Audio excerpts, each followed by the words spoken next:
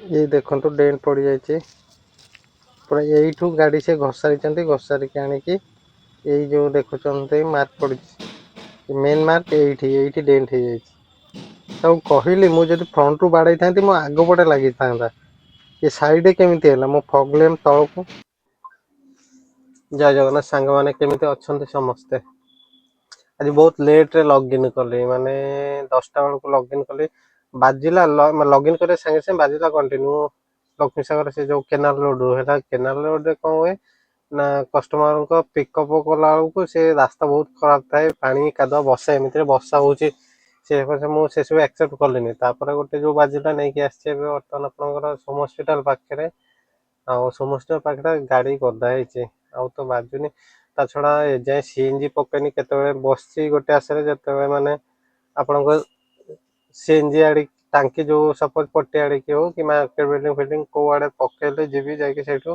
CNG पकेबी हेल्ले बाजुनी तो गाड़ी बहुत अच्छे आज मैंने बहुत प्रकार समस्या आपंकर गोटे डाण पट चक्का कौन पंचर होना कौन जनी होनी माने खाली थर पंचर ताला पाखक जाइए से प्रेसर देकी देला कहला चलांतु जना पड़ू तो गोटे पंचर बर्षा भी होता से सेमती छाड़ तापर सकाଳେ देखला आज पुणी प्रेसर कमी प्रेसर भी बागे पड़ो माने ता छड़ा गुरुवार एमती बुकिंग कम हुए तथापि देखिए कौन हो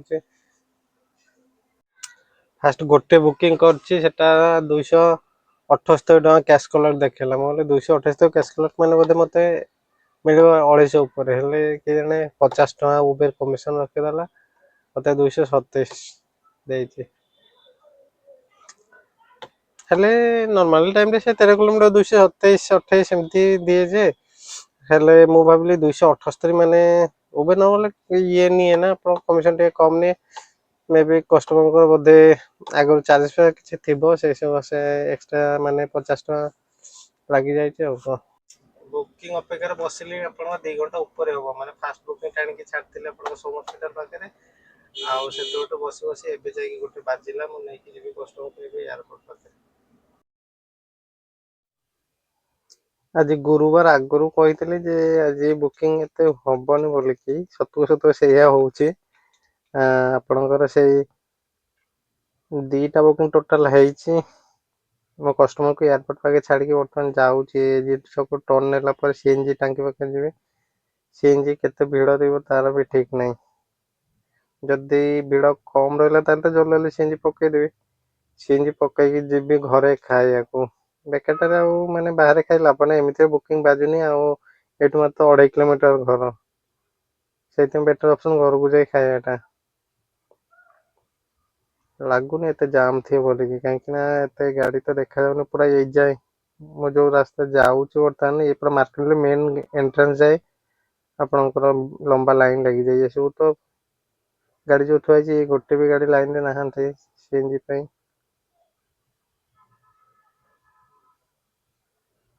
देखा जाओ लगुच जल्दी हो बोलिकी जो 10-15 मिनट भितर जल्दी सीएनजी पकईबे देले तो भल कथा बेले बेले तो घंटा 1.5 घंटा भी लगी जाऊँ लाइन थी लाइन जाए जो आपण आगे गोटे 2टा गाड़ी आउ से सीएनजी सरी जाइए पुणी सीएनजी गाड़ी आसो लगे सीएनजी पकेला बेलू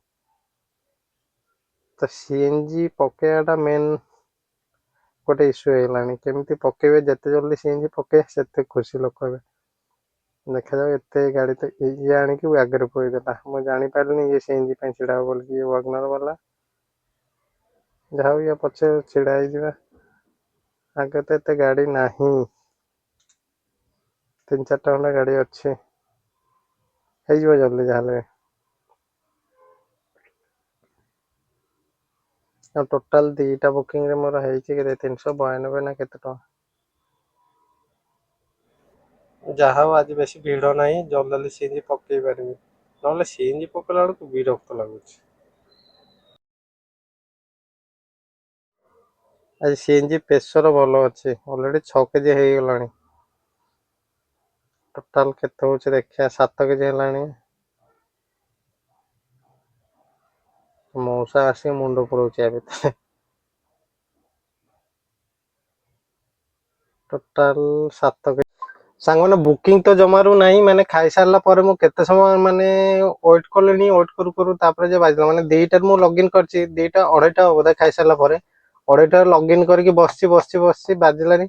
ତାପରେ 4:30 ପାଖାପାଖି ହବ, ସେତେବେଳେ ଗୋଟେ ବୁକିଂ ବାଜିଲା ସନ୍ତୋଷୀ ବିହାରରୁ। ମୁଁ ଯାଇକି କଷ୍ଟମର ପିକଅପ୍ କଲି, ଭଲ ଭଲ ପିକଅପ୍ କରିକି ବରଗଡ଼ କେନାଲ ରୋଡ୍ ସିଧା ଯାଇକି ଯେତେବେଳେ କଳ୍ପନା ଆଡ଼ିକି ଡାହାଣ କାଟିଲି, ସେତେବେଳକୁ ଆପଣଙ୍କର ଜଣେ ମଉସା ଆସିକି ମୋ ଗାଡ଼ିରେ ବାଡ଼େଇଥିଲେ। ଆଉ ମଉସା ମତେ ମୋ ସାଙ୍ଗରେ ବହୁତ ଯୁକ୍ତି ହେଲା। ମଉସା ମତେ କହିଲେ ତୁ ବାଡ଼େଇଛୁ। ମୁଁ ଏତେ ମାନେ ଇଏ ଦେଖେଇଲି, ମୁଁ ଯଦି ବାଡ଼େଇଥାନ୍ତି ତାହେଲେ ମୁଁ ସିଧା ମୋ ଗାଡ଼ିରେ ହେଇଥାନ୍ତା। ସେ ମୋ ସାଇଡରେ, ମାନେ ମୁଁ ରାଇଟ୍ ଟର୍ନ ନଉଛି, ସେ ମଉସା ମୋ ବାଁ ପଟୁ ଆସିଲେ। ସେ ଟୋଟାଲ ମାନେ ଗାଡ଼ି ବ୍ରେକ୍ କଲେ କି କଣ କଲେ, ବ୍ରେକ୍ କରି ପାରିଲେନି, ତା ଧରିଲାନି ବ୍ରେକ୍। ସେ ଆସିକି ସିଧା ମୋ ସାଇଡରେ ଘଷାଇ ଦେଇଛି। ମୁଁ ଦେଖଉଛି ଆପଣଙ୍କୁ, ଆପଣ ଦେଖିଲେ ଜାଣିପାରିବେ। ଆଉ କମେଣ୍ଟ କହିବେ ନିହାତି ଯେ ଏଟା ମୋ ଭୁଲ ନା ସେ ମଉସାଙ୍କର ଭୁଲ। ଆପଣ ମାନେ ଥରେ ଦେଖିକି କୁହନ୍ତୁ। ଜଣେ ଲୋକ ବାଡ଼େଇବ, ସେ କୋଉ ମାନେ କଣ କଲେ ବାଡ଼େଇବେ? ମୁଁ ରାଇଟ୍ ଟର୍ନ ନଉଥିଲି, ସେତେବେଳେ ମଉସା ଚାହୁଁଥିଲା କାଟିକି ସିଧା ପଳେଇବେ, ହେଲେ ସେ କାଟି ପାରିଲାନି। ଏଇ ଯୋଉ ଡେଣ୍ଟ ପଡ଼ିଛି, ଏଇଟା ହେଲା ମେନ୍ ଡେଣ୍ଟ। ସେ ଟୋଟାଲ ମାନେ ତାଙ୍କର ଯୋଉ ଲେଗ ଗାର୍ଡ ଥିଲା, ସେ ଘଷାଇ ଦେଇଛନ୍ତି। ଏଇ ଦେଖନ୍ତୁ, ବଡ଼ ଡେଣ୍ଟ ଗୋଟେ ପଡ଼ିଛି। ତାଙ୍କ ଗାଡ଼ିରେ ଚେନ୍ ଛିଡ଼ି ଯାଇଛି। ସେ ବେପାର ଜମାରୁ ନାହିଁ, ହେଲେ ଗାଡ଼ିରେ ଯୋଉ ଡେଣ୍ଟ ହେଇଛି ତାକୁ ଯଦି ରିପେୟାରିଂ କରିବାକୁ ଯିବେ, ଏବେ ଟଙ୍କା 2,000 ଖର୍ଚ୍ଚ ହବ। ଦିନ ଯାକ ଯାହା ବୁକିଂ ଯାହା ହେଲା ଆବାଜ, ଭଲ ଲାଗିଲାନି, ପଳେଇ ଆସିଲେ ଜଲ୍ଦି। ଆଉ ବେପାର କଥା ଆଉ କଣ କହିବି, ପୁରା ଡାଉନ୍ ଆଜି। ବର୍ତ୍ତମାନ ସେ ଡେଣ୍ଟ ଯଦି ରିପେୟାରିଂ ହବ, ତାପରେ ପୁରା ବମ୍ଫରଟା ହିଁ ଆପଣଙ୍କ କଲର କରିବାକୁ ପଡ଼ିବ। ଯାହା ହଉ, ବହୁତ ଯୁକ୍ତି ତର୍କ ହେଲା। କେତେବେଳେ ମୋ ଭୁଲ ଥାଏ, କେତେବେଳେ ଅଲଗା ଲୋକଙ୍କ ଭୁଲ ଥାଏ, ଏମିତି ହୁଏ। ଗାଡ଼ି ଲାଇନରେ ଚଲେଇଲା ବେଳକୁ ଯାହେଲେ ଠିକ କଥା କୋଉଠି କଣ ହବ, ଆପଣଙ୍କ ଭୁଲ ନଥିଲେ ବି ଆପଣ କେତେବେଳେ କଣ ହେଇଛି ଆପଣ ଜାଣିପାରିବେନି। ଆଜି ଯେମିତି ହେଲା, ହେଲେ ମତେ ଗୋଟେ ଜିନିଷ ଇଏ ଲାଗିଲା, ସେ ମଉସା ମାନେ ବହୁତ ଯୁକ୍ତି କରେ ମୋ ସାଙ୍ଗରେ। ତାପରେ ଜଣେ ଭାଇ ସେପଟୁ ମାନେ ସେ ବରଗଡ଼ ଟ୍ରାଫିକ ଆଡୁ ଆସିଲେ, ସିଏ ଆସିକି ମତେ କହୁଛି ଆଉ ତମେ ଗାଡ଼ି ଚଲଉଛ, ତମେ ଏତେ ଟର୍ନ ନେଇକି କାହିଁକି ଚଲଉଛ? ଆରେ ମୁଁ ଟର୍ନ ଯଦି ନ ନେବି, ଆରପଟୁ ଗାଡ଼ି ଯାଉଛି, ମୁଁ ଯଦି ମୋର ଯିବା ପଟ ଯୋଉଟା, ମୁଁ ସେଇପଟେ ଇଏ ଟର୍ନ ନେବିନି। ହେଲେ ସେ ମଉସା ଭାବିଥିଲେ ସେ କାଟିକି ପଳେଇବେ ବୋଲିକି, ତାଙ୍କ ପୂର୍ବରୁ ଆହୁରି 2ଟା ଗାଡ଼ି କାଟିକି ପଳେଇଥିଲା। ସିଏ ଭାବିଲେ ମୁଁ କାଟିକି ପଳେଇବି, ହେଲେ ସେ କାଟି ପାଇଲାନି, ତ ଆସିକି ଲାଷ୍ଟକୁ ବାଡ଼େଇ ଦେଲା। ଆଉ ଫାଇନାଲି ମୋର ତ ଯାହା ହେଇଛି ଯେ, ତାଙ୍କର ଗାଡ଼ିର ଚେନ୍ ଛିଡ଼ି ଯାଇଛି, ଆଉ ଇଣ୍ଡିକେଟର ଗୋଟେ ଭାଙ୍ଗି ଯାଇଛି। ମୁଁ ରେକର୍ଡିଂ କରିଥାନ୍ତି ଯେ, ହେଲେ ରେକର୍ଡିଂ କରିପାରିନି। ଯାହା ହଉ, ଯାହା ହେଇଛି ଲସ୍ ଲାଭ। ଗାଡ଼ି ଲାଇନରେ ଏମିତି ହୁଏ କେତେବେଳେ କଣ। ଆଶା କରୁଛି ଭିଡ଼ିଓଟି ଆପଣମାନଙ୍କୁ ଭଲ ଲାଗିଥିବ। ନକରି ଯଦି ଭିଡ଼ିଓକୁ ଦେଖୁଛନ୍ତି, ଦୟାକରି ଚ୍ୟାନେଲକୁ ସବସ୍କ୍ରାଇବ କରିଦିଅନ୍ତୁ। ଲାଇକ୍, ସେୟାର, କମେଣ୍ଟ କରିବାକୁ ଜମାରୁ ଭୁଲିବେନି। ରହିଲି, ନମସ୍କାର, ଜୟ ଜଗନ୍ନାଥ।